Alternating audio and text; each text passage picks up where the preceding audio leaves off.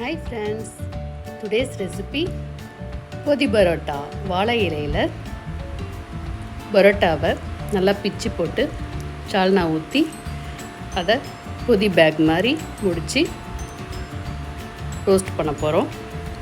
இதுதான் ட்ரெண்டிங்கான பரோட்டா ரெசிப்பியில் போயிட்டுருக்கு. இதை நம்ம ஹோட்டலுக்கு போய் வாங்காமல் வீட்டிலையே செய்யலாம்.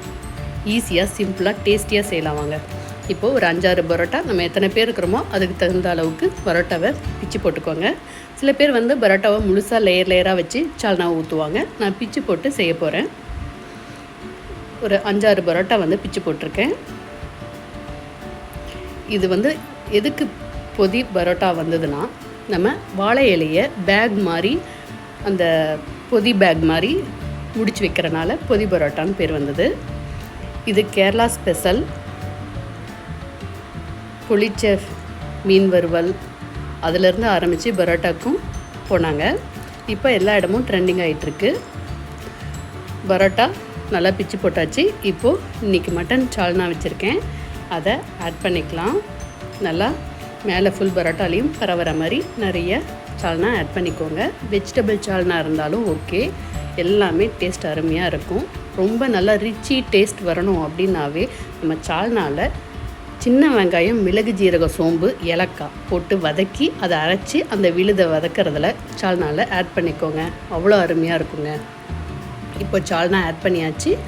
நம்ம வாழை இலையை நல்லா மடித்து பொதி பேக் மாதிரி ரெடி பண்ணிக்கலாம். இல்லை உங்களுக்கு பொட்டலம் கட்டுற மாதிரி இது பொதி பேக் மாதிரி வரலை அப்படின்னா பொட்டலம் மாதிரி மடிச்சுக்கோங்க. மடிச்சுட்டு நூலோ இல்லை வாழை இலை நாரோ இருந்ததுன்னா அதில் கட்டிக்கலாம். ஃபஸ்ட்டு நம்ம வைக்க காட்டியும் வாழை இலையை லைட்டாக ஹீட்டில் காமிச்சு எடுத்திங்கன்னா உங்களுக்கு இலை சீக்கிரம் கிளியாது. இப்போது நல்லா முடிச்சு போட்டாச்சு. இதை ஒரு தவாவில் நம்ம ஹீட் பண்ண போகிறோம். இப்போது தவாவை எடுத்து வச்சுக்கலாம். ஒரு சின்ன டீஸ்பூன் அளவுக்கு ஆயில் ஆட் பண்ணி அது மேலே தண்ணி கொஞ்சம் ஆட் பண்ணிக்கோங்க.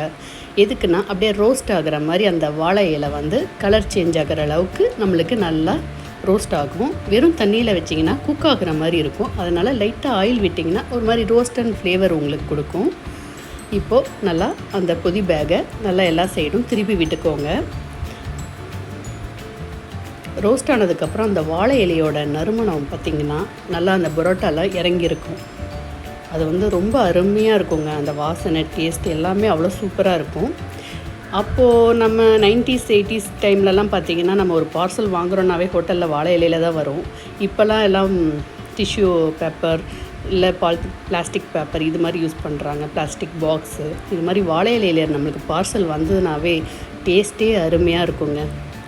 அதேமாதிரி வீட்லேயும் அடிக்கடி வாழை இலையில் சாப்பிட்டு பாருங்கள், அவ்வளோ டேஸ்ட்டாக இருக்கும். ரெடி ஆகிடுச்சு பொதி பரோட்டா. தேங்க்யூ.